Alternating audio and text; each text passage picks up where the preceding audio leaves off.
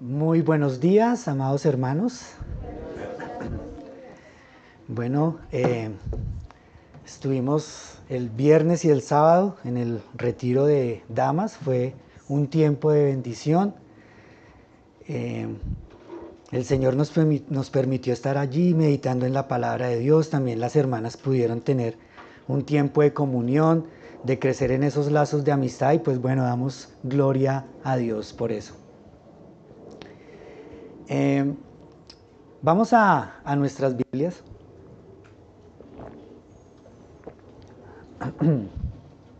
Allí al libro del profeta Miqueas. Continuamos en este estudio de este libro profético. Acabamos de leer el capítulo 5, el cual vamos a estar abordando en el día de hoy. Quiero leer el versículo 2. Dice así la palabra del Señor: pero tú, Belén, Efrata, pequeña para estar entre las familias de Judá, de ti me saldrá el que será Señor en Israel, y sus salidas son desde el principio, desde los días de la eternidad. Vamos a orar para que el Señor nos guíe en este tiempo. Amado Padre, venimos delante de ti, Señor, con temor y temblor, porque tú eres Dios santo, porque tú eres Dios fuerte, celoso. Y nosotros somos débiles, pecadores y necios, y necesitamos de tu gracia y de tu misericordia, Señor. Anhelamos que por medio de tu palabra podamos crecer espiritualmente, Señor. Que aquellos que no te conocen por medio de la predicación hoy puedan experimentar el milagro del nuevo nacimiento, Señor, para la gloria tuya. Y que aquellos que venimos andando en este camino de crecimiento espiritual, en donde necesitamos de tu palabra, necesitamos de tu exhortación, de tu confrontación, para avanzar, para crecer, Señor, con el mismo fin de glorificarte y exaltarte. Ayúdanos, Señor, para que nuestras mentes, nuestros corazones, nuestros sentidos estén concentrados en recibir tu palabra y así ser edificados, porque tu palabra tiene el poder para transformar.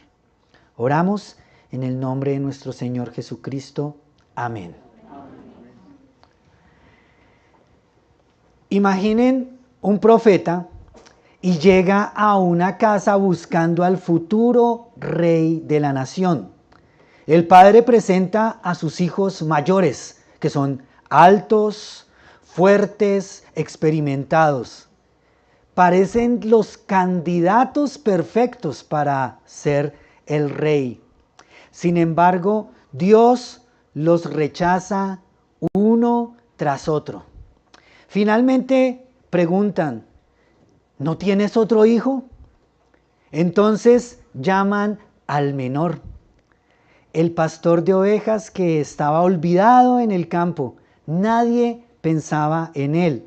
Pero Dios dice: levántate y úngelo, porque este es el que yo he escogido.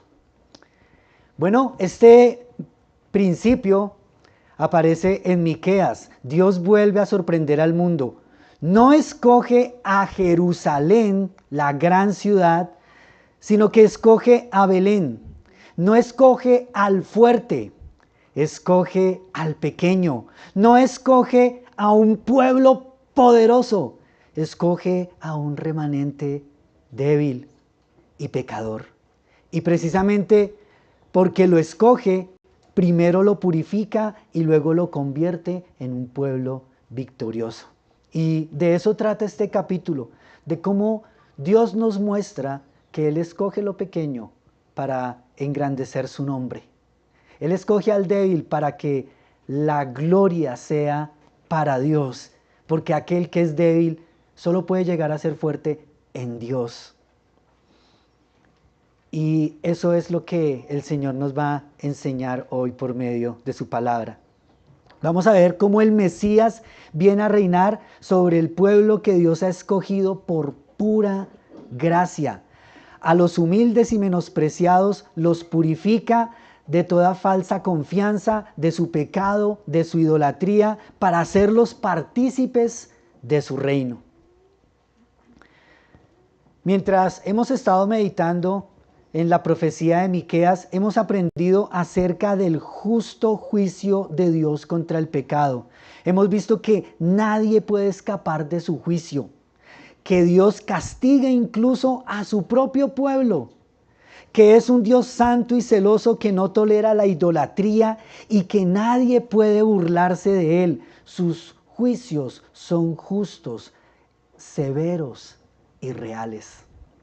Sin embargo, junto con el juicio, Miqueas también nos ha permitido contemplar la gracia y la misericordia de Dios. En medio de las nubes oscuras del juicio, el Señor abre una ventana por la que entra la luz de esperanza. Y allí resuena un llamado al arrepentimiento para que el pecador abandone sus caminos, sea transformado por la gracia de Dios y encuentre descanso en Él. Al final del capítulo 4, capítulo anterior al que vamos a estudiar hoy, el Señor anuncia que Judá sufrirá los dolores del exilio y será llevada cautiva a Babilonia, pero al mismo tiempo promete su regreso y restauración. Ahora, en el capítulo 5, el profeta dirige nuestra mirada aún más lejos. Ya no solo contempla el retorno del cautiverio, sino que señala al Mesías prometido, al remanente también, que junto con él reinarán en la eternidad. Él preservará y purificará a un remanente para levantar un pueblo y con él reinar eternamente. Así leemos allí en el versículo 1 del capítulo 5, que es como el final del mensaje que ha anunciado acerca de el pueblo de Dios que va a Babilonia y luego regresa. Dice allí la palabra: rodéate ahora de muros, hija de guerreros. Nos han sitiado, con vara herirán en la mejilla al juez de Israel. Y aquí está hablando de cómo Sedequías, que es el rey, va a ser llevado cautivo a Babilonia. Y así es que termina esta porción, hablándonos del rey de Judá, también del rey de Israel, que ellos serán llevados cautivos. Y la tierra en donde un día reinó el pueblo de Dios será invadida y será destruida y desolada. Pero como dijimos hace un momento, hay esperanza, porque el Señor promete la restauración. Y eso nos lleva al tema que vamos a estar viendo hoy, de ahí en adelante, del versículo 2 hasta el 15. El título que le hemos dado a este sermón es: un pueblo pequeño, un rey poderoso. Un pueblo pequeño, eso somos nosotros, un pueblo pequeño. Sí, somos pequeños, pero tenemos un rey poderoso. Y para abordar este pasaje lo vamos a hacer por medio de 3 puntos que les van a quedar fácil de recordar. El primero es el Mesías. Eso lo vemos del versículo 1 al 6. El segundo es el remanente. Y cuando hablamos de remanente, hablamos de un grupo que queda de medio de todo Israel. O sea, está todo el pueblo de Israel, pero hay un pequeño grupo que permanece fiel. Un pequeño grupo que el Señor apartó para Él, y a eso se refiere el Señor cuando nos habla del remanente. Ese grupo pequeño que Él aparta para conservar su pueblo y para reinar sobre él. Entonces veremos ahí el remanente del versículo 7 al 9. Y finalmente, la purificación. Eso lo veremos del versículo 10 al 15. Entonces, veremos primero el Mesías, que es el rey, el que va a gobernar. Segundo, el remanente, ese pueblo que el Señor aparta para él. Y tercero, la purificación que el Señor va a hacer con ese pueblo. Entonces, Mesías, remanente y purificación. Empecemos con el Mesías. El profeta comienza señalando acerca del Mesías y nos dice su origen, nos dice su ministerio, nos dice su jurisdicción y nos dice acerca de su juicio. Entonces veamos el origen del Mesías. Versículo 2. Pero tú, Belén Efrata, pequeña para estar entre las familias de Judá, de ti me saldrá el que será el Señor de Israel. Y allí sabemos que nos habla del Señor de Israel, porque cuando utiliza la palabra aquí Señor, es del hebreo Mashai, que quiere decir gobernante principal y dominador. O sea que está hablando de un personaje principal que es el que va a gobernar. Está hablando del Mesías, de ese ungido. Y luego nos dice, y sus salidas son desde el principio, desde los días de la eternidad. Cuando sabemos que nos están hablando aquí del Mesías, también porque los escribas en la época del nacimiento de Jesús le dijeron a Herodes, cuando los magos estuvieron preguntando acerca de la venida del rey, ellos citan precisamente a Miqueas, que el rey Mesías nacería en Belén. Se está refiriendo a esta profecía. Esta es la que citan los escribas para explicarle a Herodes dónde había de nacer el Mesías.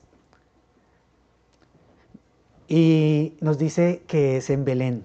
Belén significa casa de pan y Efrata significa fructífera.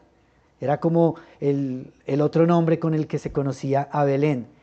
Viene el Mesías entonces de un lugar humilde. Como nos dice allí, la ciudad más pequeña. Es una ciudad pequeña, dice pequeña para estar entre las familias de Judá. La ciudad más pequeña que ni aparece en los listados de las ciudades de Judá. Cuando nosotros revisamos el registro bíblico donde se citan todas las ciudades de Judá, no aparece Belén. Así de pequeña era que ni siquiera era considerada para estar en las listas. Y dice una familia humilde. Entonces no solamente escoge la ciudad más pequeña, sino que de la ciudad más pequeña escoge una familia humilde. La familia humilde. Y luego de esa familia humilde no escoge al hijo más fuerte, al más grande, al mayor, sino que de la ciudad más pequeña, de la familia más humilde, escoge al menor de esa casa.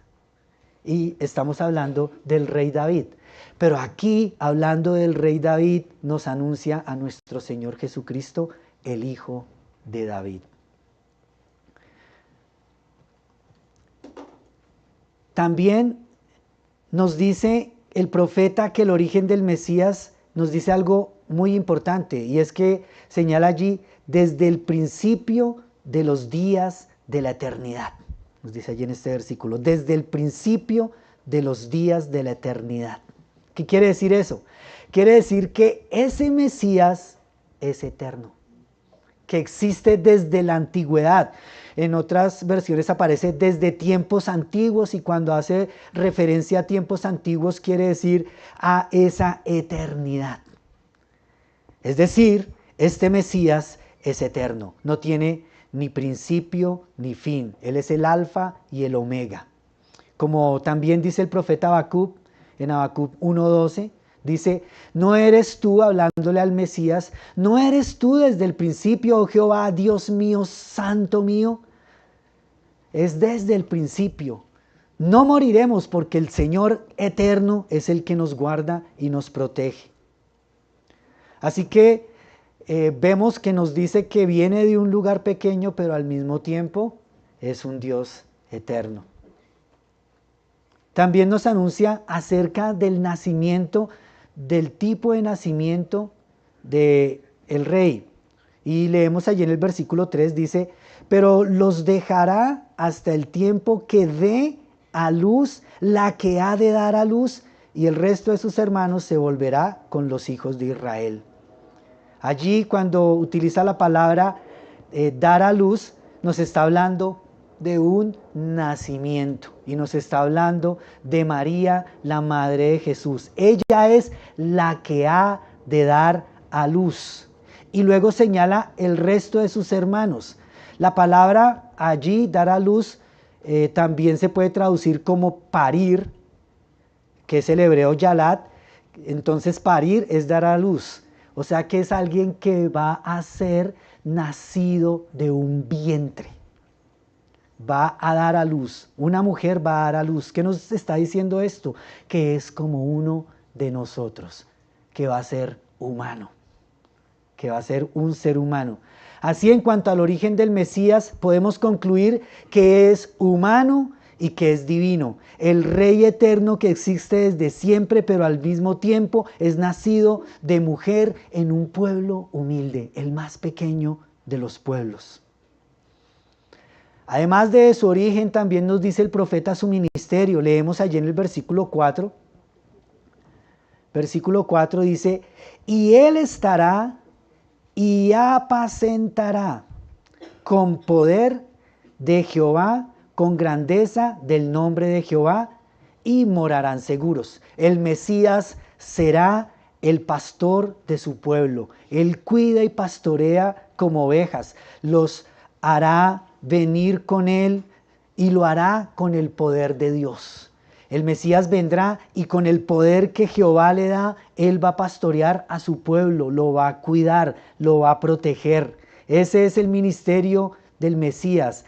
Y no viene solo para cuidarlo y protegerlo, sino para redimirlo. Él es el buen pastor, como nos dice el apóstol Juan en el capítulo 10, en el versículo 14. Jesús dice: yo soy el buen pastor y conozco a mis ovejas y las mías me conocen. También dice en Juan 10, pero en el versículo 15, dice: como el Padre me conoce, y yo le conozco, y yo conozco al Padre, y pongo mi vida por las ovejas. Ese es el ministerio del Mesías. Él viene por sus ovejas para pastorearlas y también para morir por ellas, para redimirlas, porque estas ovejas necesitan redención. Nos dice en el versículo 28 de Juan capítulo 10, siguiendo con la idea de Jesús como el pastor, dice: y yo les doy vida eterna. Jesús les da vida eterna a sus ovejas. Dice: yo les doy vida eterna y no perecerán jamás. Nadie las arrebatará de mi mano. Mi Padre que me las dio es mayor que todos y nadie las puede arrebatar de mi Padre. Ese es el ministerio. Por eso, cuando Miqueas nos dice allí que Él estará, en el versículo 4 del capítulo 5 de Miqueas, Él estará y apacentará con poder de Jehová, con grandeza del nombre de Jehová su Dios, y sus ovejas, dice, morarán seguros, porque ahora será engrandecido hasta los fines de la tierra. Podemos morar seguros, porque el Señor nos protege y nos guarda. Si Dios nos ha dado vida eterna, así es esa vida eterna. Nadie nos puede quitar la vida eterna. Nadie nos puede separar del amor de Dios. Jesús nos está pastoreando. Y si Jesús nos pastorea, estamos seguros. También nos dice el profeta Miqueas, además del ministerio, también nos habla de su jurisdicción, o sea, cuál es el campo de acción, hasta dónde tiene alcance su ministerio. Y lo leemos allí en el versículo 4 al final, cuando dice: y morarán seguros, porque ahora será engendrado hasta los fines de la tierra. Su jurisdicción es universal, hasta los fines de la tierra. Ahí tiene jurisdicción este Mesías, el Rey eterno. Como dice también el Salmo 78, Salmo 72, en el Salmo 72, en el versículo 8, también hablando del Mesías y hablando de la extensión de su reino, Dice el salmista, dominará de mar a mar y desde el río hasta los confines de la tierra. Y en el versículo 11 dice, todos los reyes se postrarán delante de él y todas las naciones le servirán. Ese es el alcance del ministerio del Mesías. Y también nos dice acerca de su juicio. Lo leemos en el versículo número 5 del capítulo 5 de Miqueas.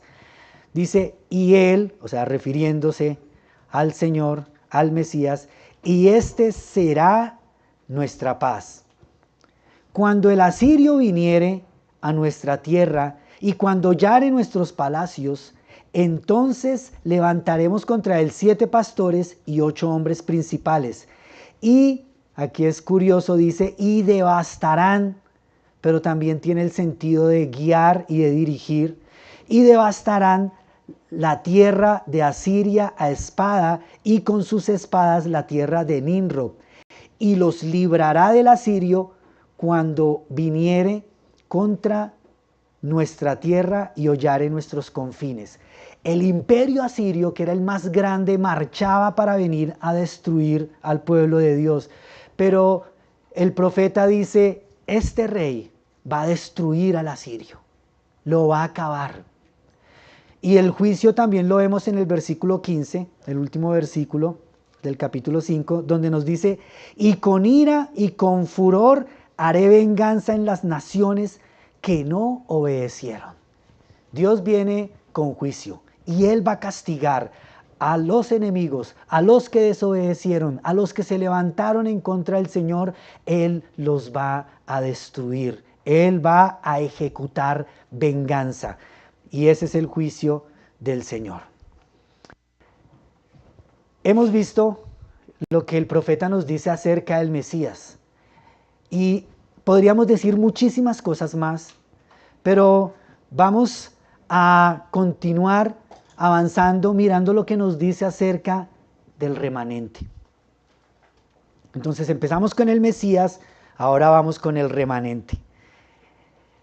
El profeta, para describir al pueblo de Dios a quien se refiere como el remanente, lo hace por medio de 2 comparaciones. Primero lo compara con la lluvia y luego lo compara con el león. Veamos cómo es la comparación con la lluvia. Versículo 7. El remanente de Jacob será en medio de muchos pueblos como el rocío de Jehová, como las lluvias sobre la hierba, las cuales no esperan a varón ni aguardan a hijo de los hombres. ¿Qué es lo que nos quiere decir aquí el profeta con esta comparación? Está hablando como la lluvia sobre la cual el hombre no tiene control. A veces nosotros quisiéramos controlar la lluvia. Cuando uno va a planear algo al aire libre, uno es que no llueva, que no llueva. Y uno quisiera tener como un interruptor y apagar para que no vaya a llover. Pero ¿podemos controlar la lluvia los otros seres humanos? No podemos. No podemos. Y así es el remanente. Está fuera del control humano. No depende de la voluntad de hombre. Ese remanente depende de la voluntad divina. Es Dios quien controla. Es Dios quien escoge el remanente. Es Dios quien cambia y transforma los corazones. Es Dios quien te busca. Es Dios quien te persigue y no te deja. Es Dios quien insiste y vuelve, insiste y busca y te seduce. Trata con tu corazón, te disciplina, no te abandona, porque no depende de nosotros.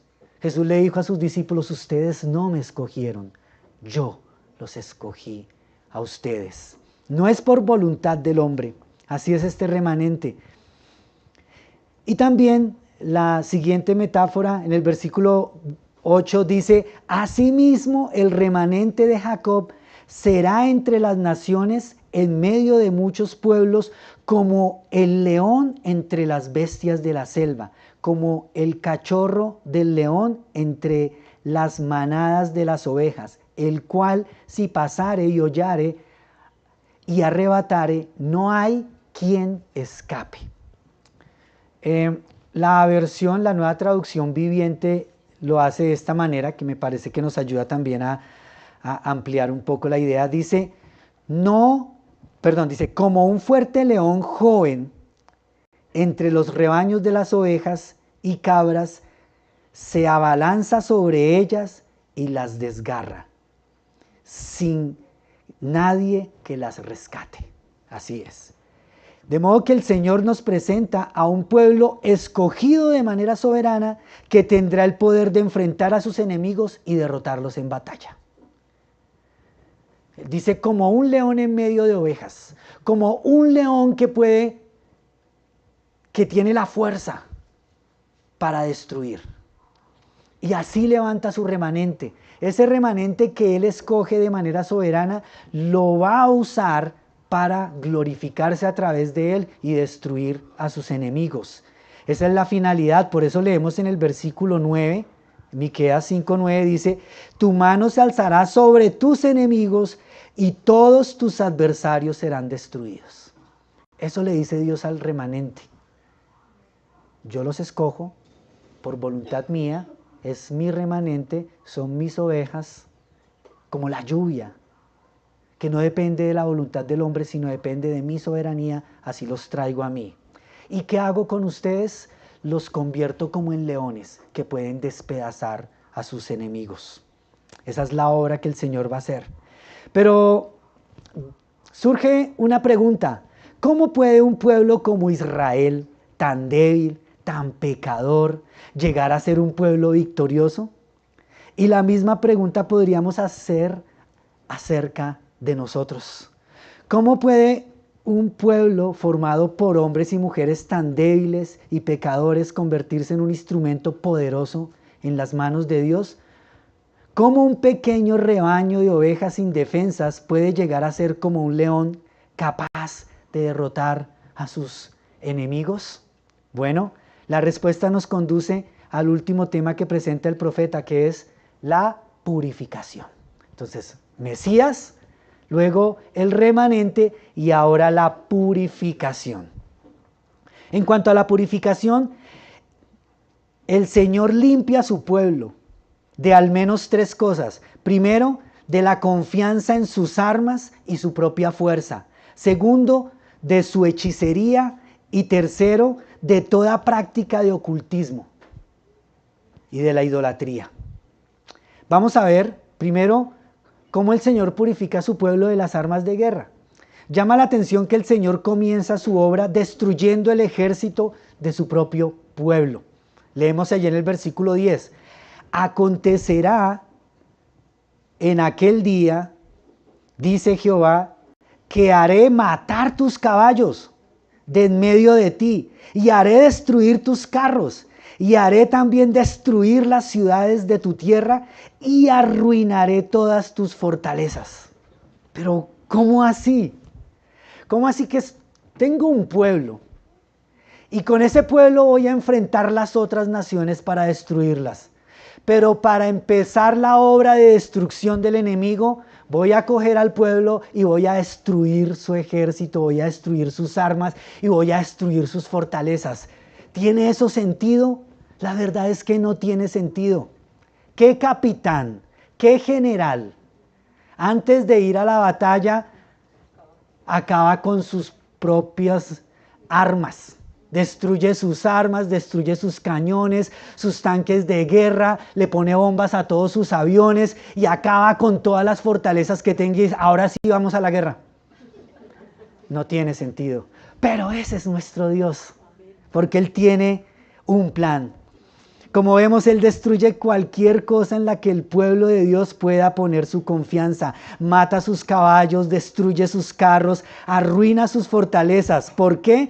Bueno, esto va en sintonía con lo que el profeta Zacarías nos dice. Profeta Zacarías, en el capítulo 4, en el versículo 6, dice: entonces respondió y me habló diciendo: esta es la palabra de Jehová a Zorobabel, que dice: no con ejército, ni con fuerza, sino con mi espíritu, ha dicho Jehová de los ejércitos.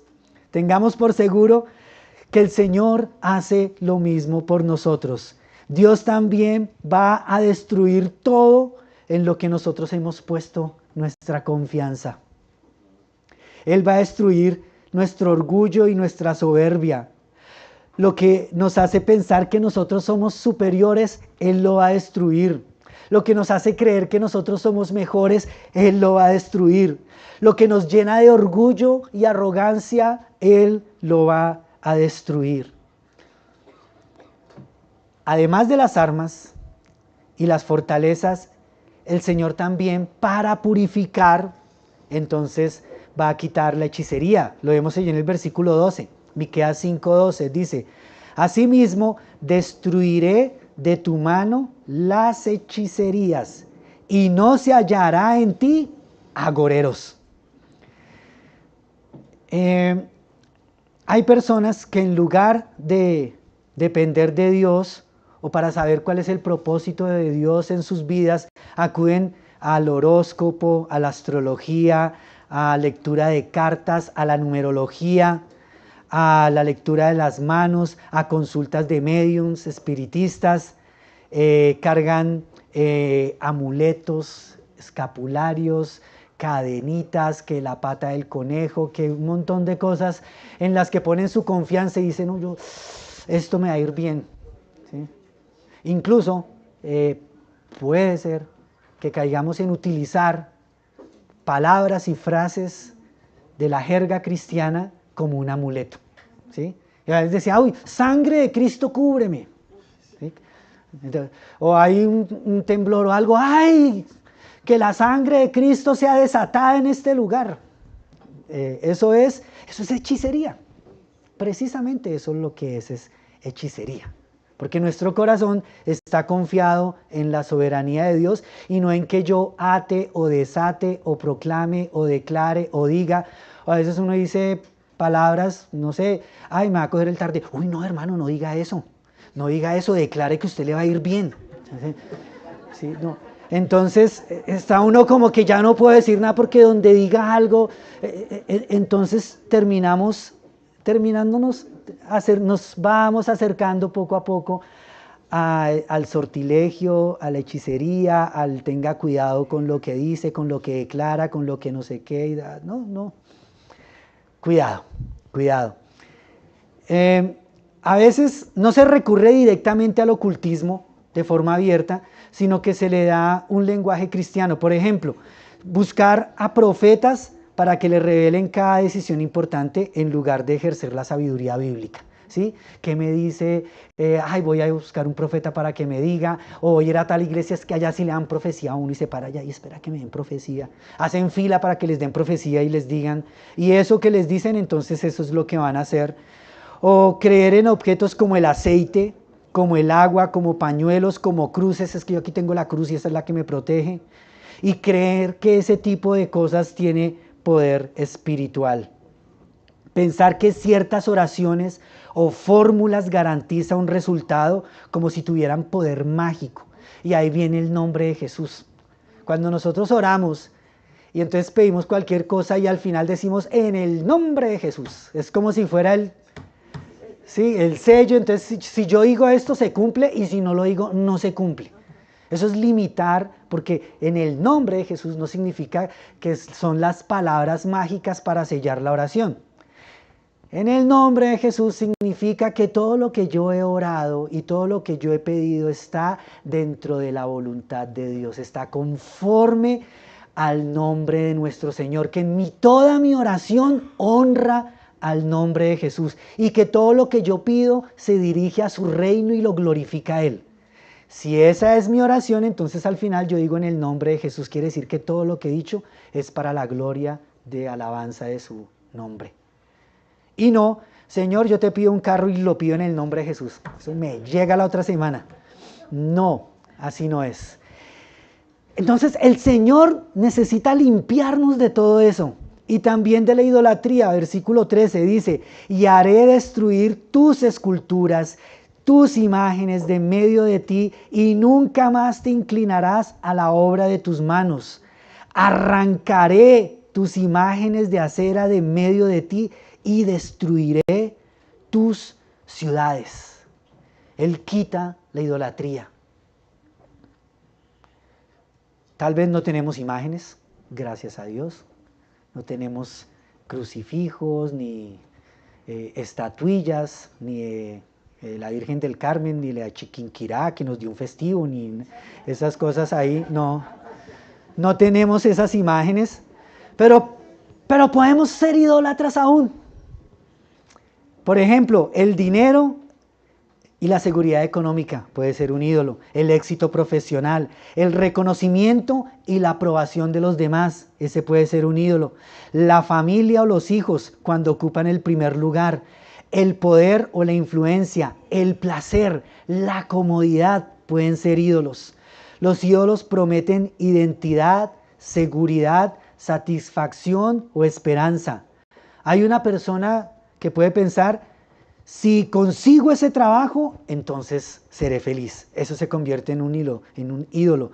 Si esta relación funciona, mi vida tendrá sentido. Eso se convierte en un ídolo. Si logro estabilidad económica, ya no tendré de qué preocuparme, se me acabarán los problemas. Si me hacen ese aumento, se me acaban los problemas. Son ídolos. Entonces, tenemos al Mesías, que es nuestro Señor, divino y humano, santo, perfecto, que viene para hacer una obra en nosotros, que somos el remanente. Somos el remanente, un remanente escogido por voluntad de Él, de manera soberana, y un remanente que ha sido apartado para servir en el reino de Dios para destruir al enemigo. Pero ese remanente necesita santificación, necesita ser purificado, y es lo que el Señor nos muestra aquí en esta palabra. Él quiere purificarnos, y quiero terminar aplicando esto para nosotros como iglesia. De la misma manera que Él escoge a Belén Efrata, pequeña, para estar entre las familias de la tierra, de esa misma manera Él nos escoge a nosotros, no por ser los mejores o los más grandes, como dice el apóstol Pablo en 1 Corintios 1, 26. Pues mirad, hermanos, vuestra vocación, que no sois muchos sabios según la carne, ni muchos poderosos, ni muchos nobles, sino que lo necio del mundo escogió Dios para avergonzar a los sabios, y lo débil del mundo escogió Dios para avergonzar a lo fuerte, y lo vil del mundo y lo menospreciado escogió Dios, y lo que no es, para deshacer lo que es, a fin de que nadie se jacte en su presencia. Aquí vemos cómo el Señor toma de lo vil y de lo menospreciado. Así que si te sientes vil y menospreciado y consideras que eres un pecador por quien no vale la pena luchar, y si crees que ya no tienes oportunidad en el ministerio, si te han menospreciado y te han humillado, si eres débil, si has caído en el pecado, si has sido derrotado, si has fracasado en tu vida, en tu matrimonio, en tu trabajo, en el colegio, si eres motivo de risa y de burla, entonces es muy probable que seas un candidato perfecto para ser escogido por el Señor, porque Él te escoge para usar tu vida, pues así la gloria es para Dios. Así la gloria es para Él. El Mesías ha venido para dar su vida en la cruz del Calvario, para tomar tu vida, para pastorearte y para glorificarse en ti. Y así, como nos dice el profeta, Él estará y Él apacentará con poder de Jehová, con grandeza de su nombre. Así Él lo hará con nosotros. Él es nuestro pastor y Él nos libra. Y esta es la obra que Dios hace con nosotros, como dice en el versículo 9. Tu mano se alzará sobre tus enemigos y todos tus adversarios serán destruidos. Queridos hermanos, quiero invitarlos a entregar sus armas, a renunciar a sus armas, a humillarse ante Dios, que no te resistas más a las palabras del Señor. ¿Tú que crees que eres fuerte, que no necesitas de Dios? Debes arrepentirte y rendirte y entregarte al Señor. Como dice en el versículo 10 de Miqueas, que acontecerá en aquel día, dice Jehová, que haré matar tus caballos, que destruiré tus carros. Dios va a hacer eso en nosotros. Él va a destruir nuestras vidas. Él las va a destruir completamente. ¿Por qué? Porque necesita ser una nueva criatura en nosotros. Porque necesita renovarnos. Porque necesita darnos nueva vida. Él lo que va a hacer es darnos una nueva vida para armarnos y así poder luchar la batalla. Nosotros no vamos a enfrentar el ejército asirio. Nosotros no vamos a enfrentar un imperio. Nosotros no tenemos que salir como un ejército con armas, con tanques de guerras y con aviones para enfrentar a un enemigo poderoso. Sino que, como dice el apóstol en 2 Corintios 10, 4 al 6, dice: porque las armas de nuestra milicia no son carnales, sino poderosas en Dios para la destrucción de fortalezas, derribando argumentos y toda altivez que se levanta en contra del conocimiento de Dios y llevando cautivo todo pensamiento a la obediencia a Cristo. El Señor dice: mía es la venganza. Él es el que va a hacer venganza. Por eso, cuando termina aquí en el versículo 15 y dice: y con ira y con furor haré venganza en las naciones que no obedecieron. El Señor aún sigue siendo el Dios de juicio y aún sigue siendo el Dios que decreta venganza para sus enemigos. Y nos ha llamado como remanente para que sirvamos junto con Él y ejecutemos venganza. Pero ¿cómo lo hacemos? Dejemos que esa ira y ese fulgor contra las naciones nosotros lo hagamos, pero lo hagamos en Cristo, como lo enseña el apóstol Pablo en Romanos capítulo 12. Vamos a leer Romanos capítulo 12, dice así la palabra del Señor.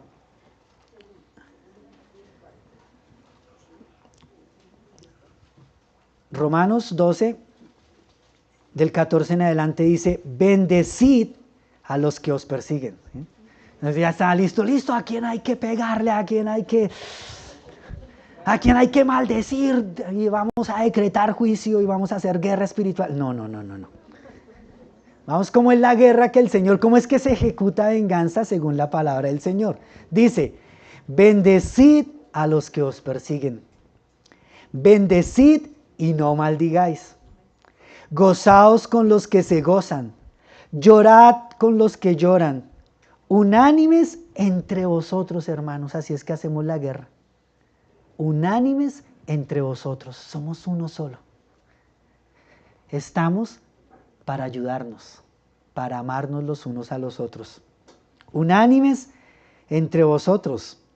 No altivos, sino asociándoos con los humildes, o sea, con humildad.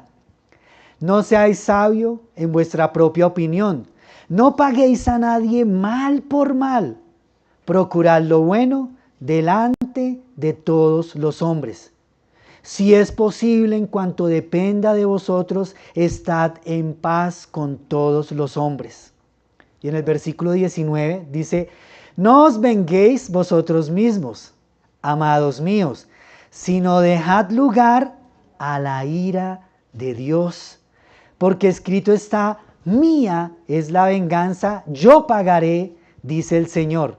Así que, si tu enemigo tuviere hambre, dale de comer. Si tuviere sed, dale de beber. Pues haciendo esto, ascuas de fuego amontonarás sobre su cabeza. Y en el versículo 21 dice: no seas vencido de lo malo, sino vence con el bien el mal. Lo que nos hace grandes no es nuestra fuerza, sino nuestra capacidad de humillarnos delante de Dios. Dejemos que el Señor purifique nuestras vidas y que, como el profeta dice, Dios viene a destruir, entonces pudiésemos decirle: Señor, ven a mi vida. Tú puedes venir a destruir mi orgullo, a destruir mi confianza, a destruir mis falsas creencias, a destruir mi idolatría. ven a purificar mi vida, que el Señor nos purifique, que el Señor nos limpie.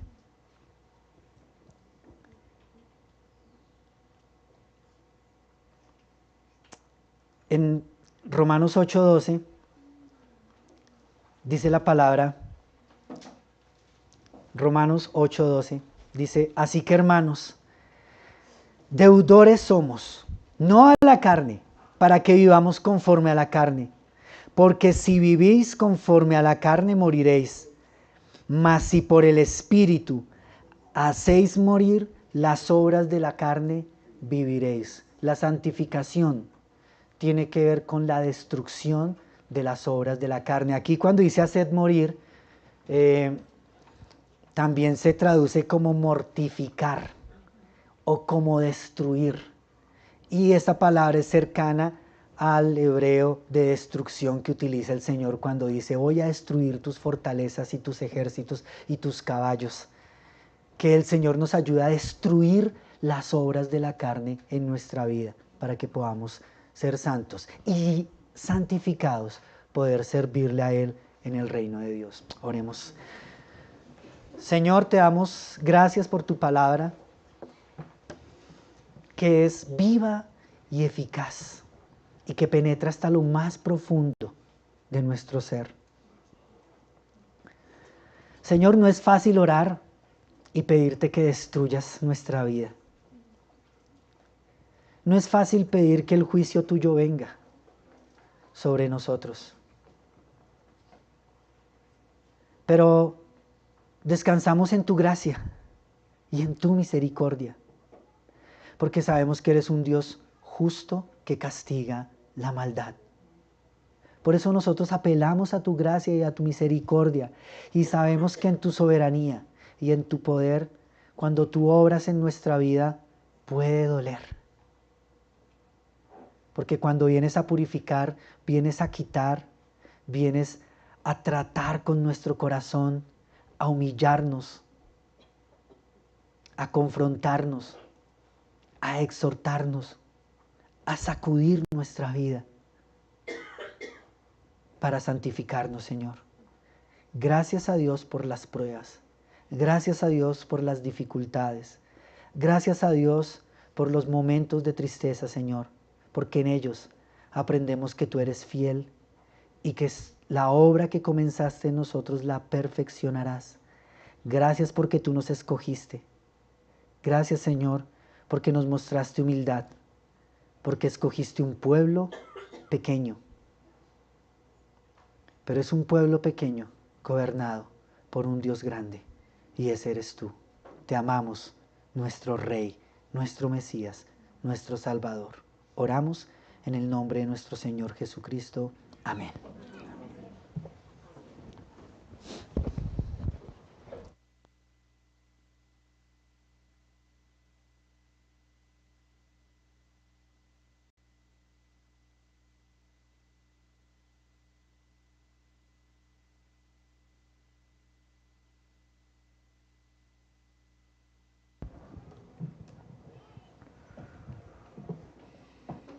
Muchas gracias, Pastor Henry, llamándonos a no confiar en nuestros recursos, en nuestras obras, en nuestras capacidades, en nada en nosotros, sino entregarlo todo al Señor y pedir que el Señor forme más y más por Cristo, por su Espíritu, a Cristo en nosotros. Como decía el apóstol, como decía Juan el profeta, es necesario que yo mengüe, pero que Él crezca. Les pido que para terminar cantemos el himno 276.